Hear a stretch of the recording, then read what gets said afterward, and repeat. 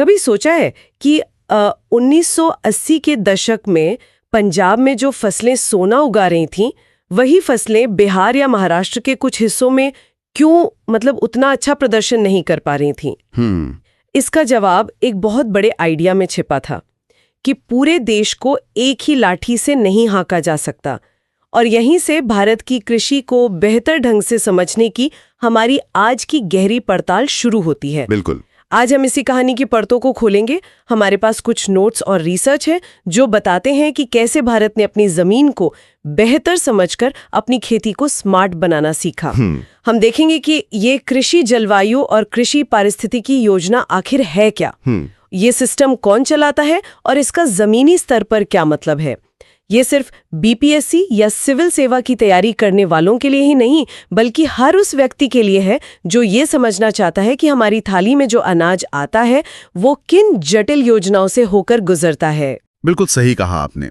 ये कहानी सिर्फ भूगोल या अर्थशास्त्र की नहीं है, ये भारत के अपनी विविधता को, अपनी डाइवर्सिटी को स्वीकार करने की कहानी है और फिर उसके हिसाब से अपनी नीतियां बनाने की।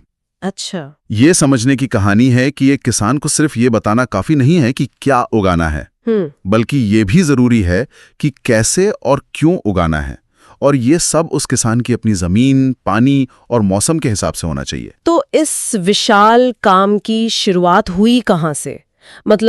देश को कृषि के नजरिए से अलग अलग हिस्सों में बांटने का ये आइडिया आया कहाँ से, और इसे लागू करने की जिम्मेदारी किसकी थी? देखिए, इसकी जड़ें 1988 में मिलती हैं, 7वीं पंचवर्षीय योजना के दौरान। 1988 में? हाँ, उस समय की सबसे बड़ी संस्था थी योजना आयोग, प्लानिंग कमीशन। राइट। हरित क्रांति के बाद ये महसूस किया जा रहा था कि विकास कुछ ही क्षेत्रों में सिमट कर रह गया है। पंजाब हरियाणा तो आगे निकल गए, लेकिन कई राज्य पीछे छूट रहे थे। एक असंतुलन था। बिल्कुल। तो एक संतुलित क्षेत्रीय विकास की सोच के साथ योजना आयोग ने कृषि जलवायु क्षेत्रीय योजना यानी ACRP की शुरुआत की। मकसद साफ था, देश के हर हिस्से की अपनी ताकत और कमजोरी को समझो और फिर वहां के हिसाब से योजना बनाओ। ये दिलचस्प है क्योंकि योजना आयोग तो अब है ही नहीं, 2015 में उसे खत्म कर दिया गया। तो आज इस पूरे सिस्टम को कौन चला रहा है? क्या नीति आयोग जो उसकी लगा आया वो भी ठीक उसी तरह काम करता है, या सिर्फ नाम बदला है? नहीं, ये सिर्फ नाम का बदलाव नहीं है, ये तो सोच का बदलाव है, एक बहुत बड़ा वैचारिक बदलाव। अच्छा, कैसे? योजना आयोग का तरीका था, आप समझिए, टॉप डाउन। दिल्ली में योजना बनी और राज्यों को भेज दी। बिल्कुल। लेकिन नीति आयोग सहकारी संघवाद, कोऑपरेटिव फेडरलिज्म की बात करता है। अब नीतियां बनाने की प्रक्रिया में राज्यों की सीधी भागीदारी होती है। इसका जमीनी स्तर पर क्या असर पड़ता है? तो बहुत बड़ा असर। नीति आयोग एक थिंक टैंक की तरह काम करता है। वो राज्यों के कृषि विश्वविद्यालयों से, स्थानीय विशेषज्ञों से, यहाँ तक कि किसान संगठनों से भी सलाह लेता है। तो योजनाएं ज्यादा व्यावहारिक होती हैं। हाँ, वो जमीनी हकीकत के ज्यादा करीब होती हैं।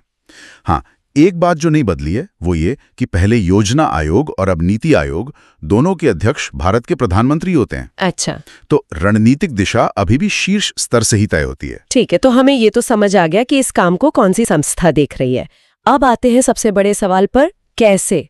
भारत जैसे विशाल और विविध देश को आप कृषि के नजरिए से बांटना शुरू कैसे करते हैं? किन चीजों को आधार बनाया गया?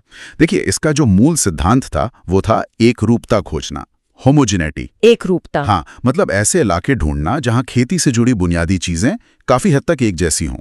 इसके लिए उन्होंने मुख्य रूप से 6 चीजों पर ध्यान दिया। 6 चीजें कौन कौन सी? पहली और सबसे जरूरी, बारिश, रेनफॉल, कहाँ कितनी होती है। ठीक है। दूसरी, तापमान, टेम्परेचर, गर्मी सर्दी का मिजाज कैसा है। तीसरी, जमीन की बनावट, जिसे टोपोग्राफी कहते हैं। इलाका पहाड़ी है, मैदानी है या पठारी? बिल्कुल। चौथी, वहां की मिट्टी कैसी है, सॉइल।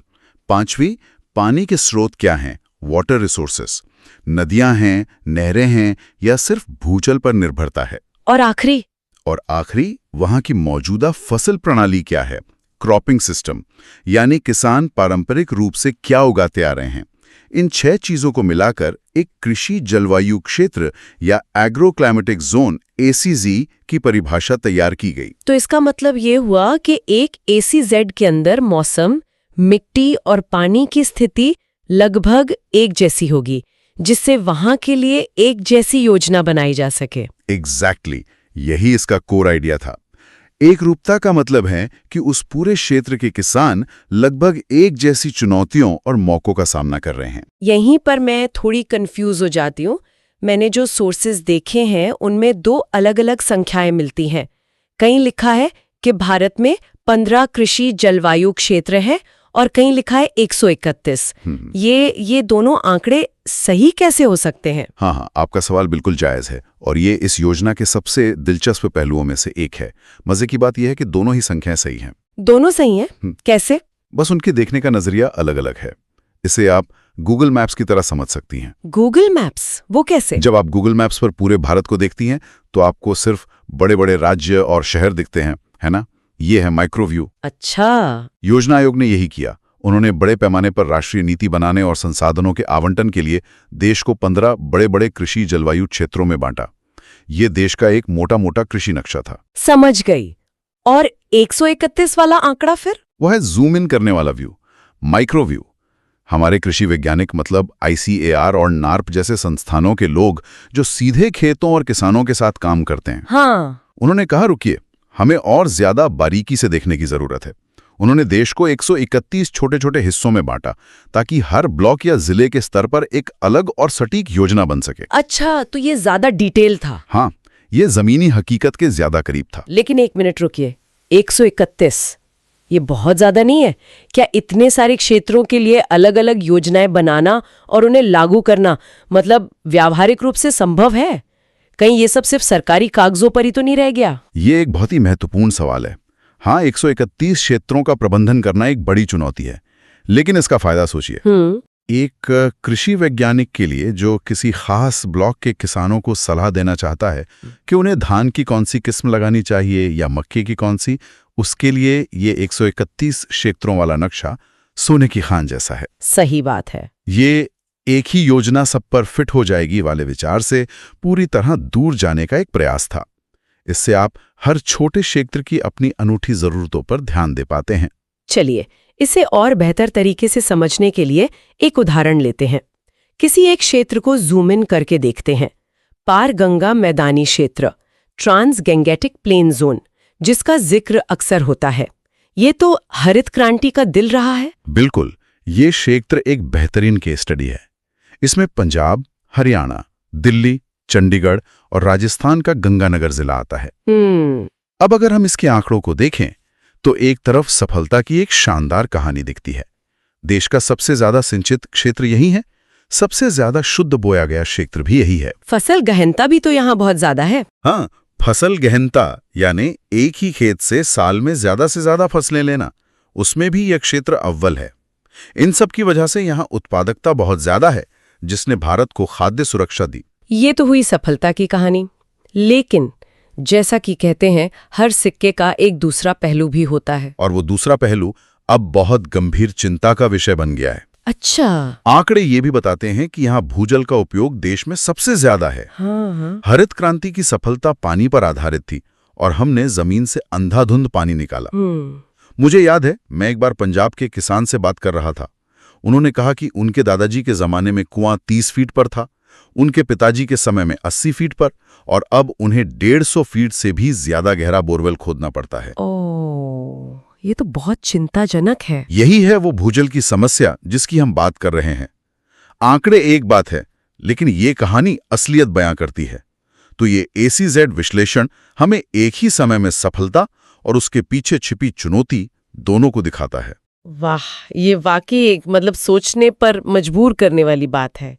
तो समय के साथ योजना बनाने वालों को ये समझ आया होगा कि सिर्फ जलवायु यानी बारिश और तापमान को देखना काफी नहीं है। खेती तो आखिरकार जमीन पर होती है। आपने बिल्कुल सही नब्ज पकड़ी है। यहीं से इस कहानी का अगला अध्याय शुरू होता है, जलवायु से पारिस्थितिकी, इकोलॉजी की ओर का सफर। वैज्ञानिकों ने महसूस किया कि एक ही जलवायु क्षेत्र में भी जमीन की बनावट और मिट्टी के प्रकार में बहुत अंतर हो सकता है। एक जगह जमीन ढलान वाली हो सकती है, जहां पानी बह जाता है, और दूसरी जगह समतल, जहां पानी रुकता है। और मिट्टी भी अलग अलग हो सकती है। हाँ, एक जगह मिट्टी रेतीली हो सकती है और दूसरी जगह चिकनी। इन चीजों का फसल पर सीधा असर पड़ता है। तो इस नई सोच से एक नई तरह का वर्गीकरण सामने आया होगा। हाँ, और उसे कहा गया कृषि पारिस्थितिक प्रदेश, एग्रो इकोलॉजिकल रीजन, यानी AER। AER। इसे समझना बहुत आसान है। आप ऐसे समझिए, मान लीजिए आपके पास मौसम का एक नक्शा है, ये आपका ACZ है। ठीक है। अब आप उसके ऊपर मिट्टी के प्रकार का एक पारदर्शी नक्शा रखती हैं, और फिर एक और पारदर्शी नक्शा जो ये दिखाता है कि जमीन कहाँ ऊंची नीची या समतल है। जब आप इन तीनों नक्शों को एक साथ रखकर देखती हैं तो जो नई और ज्यादा विस्तृत तस्वीर बनती है वही AER है। वाह, ये तो बहुत ही शानदार तरीका है समझाने का। तो इसमें मिट्टी और जमीन की बनावट को जोड़ा गया, लेकिन इसका व्यावहारिक फायदा क्या है? एक किसान के लिए इसका क्या मतलब है? इसका सबसे बड़ा फायदा ये है कि ये हमें बढ़ती अवधि, ग्रोइंग पीरियड को ज्यादा सटीकता से समझने में मदद करता है। बढ़ती अवधि। बढ़ती अवधि वो समय होता है जब किसी जगह पर तापमान और नमी दोनों ही फसल के बढ़ने के लिए अनुकूल होते हैं। मिट्टी का प्रकार और जमीन का ढलान ये तय करते हैं कि बारिश का पानी जमीन में कितनी देर तक रुकेगा। अच्छा, समझ गई। रेतीली मिट्टी में पानी जल्दी सूख जाता होगा। बिल्कुल, जबकि चिकनी मिट्टी में नमी ज्यादा देर तक बनी रहती है। तो AER का वर्गीकरण हमें ये बताता है कि एक किसान के पास असल में अपनी फसल उगाने और पकाने के लिए कितना समय है। ये ACZ की तुलना में कहीं ज्यादा व्यवहारिक और वैज्ञानिक है। तो फिर इन कृषि परिस्थितिकी प्रदेशों की संख्या कितनी है? क्या यहाँ भी 15 और 131 जैसा कोई चक्कर है? यहाँ भी अलग अलग एजेंसियों के आंकड़े हैं, लेकिन अंतर उतना बड़ा नहीं है। जो मुख्य संस्था इस पर काम करती है, NBSSLUP, यानी national bureau of soil survey and land use planning. उसके अनुसार देश में 21 AER हैं। हालांकि व्यवहारिक रूप से 20 गिने जाते हैं। वहीं ICAR ने अपने काम के लिए 8 AER को मान्यता दी है। अच्छा। ये अंतर उनके वर्गीकरण के मानदंडों और फोकस में मामूली फर्क की वजह से है, जो सामान्य है। तो आज की इस पूरी चर्चा को अगर हम समेटें तो ये एक तरह से भारत की कृषि योजना के विकास की कहानी है।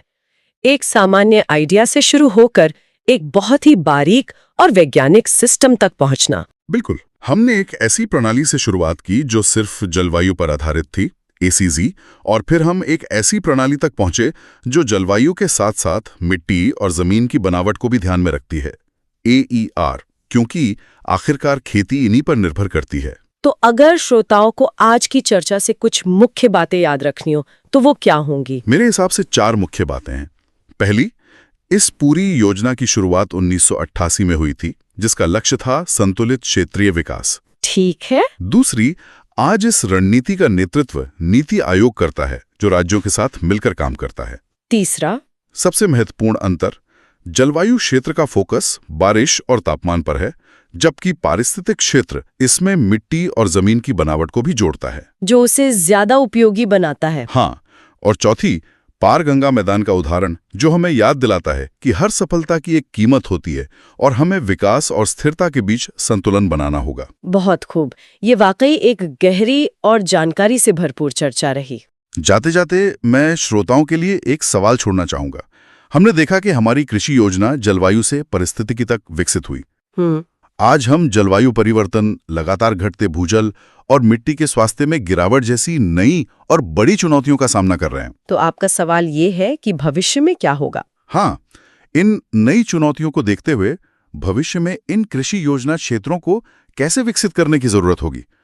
क्या अगले दशक में इन क्षेत्रों को परिभाषित करने के लिए हमें कुछ नए पैरामीटर्स, कुछ नई परतें जोड़नी होंगी, जैसे कि जल उपयोग दक्षता या कार्बन सोखने की क्षमता? ये सोचना बहुत जरूरी है कि कृषि योजना का अगला चरण कैसा दिखना चाहिए, ताकि वो सिर्फ आज की नहीं बल्कि आने वाले कल की चुनौतियों का भी सामना करने के लिए तैयार हो।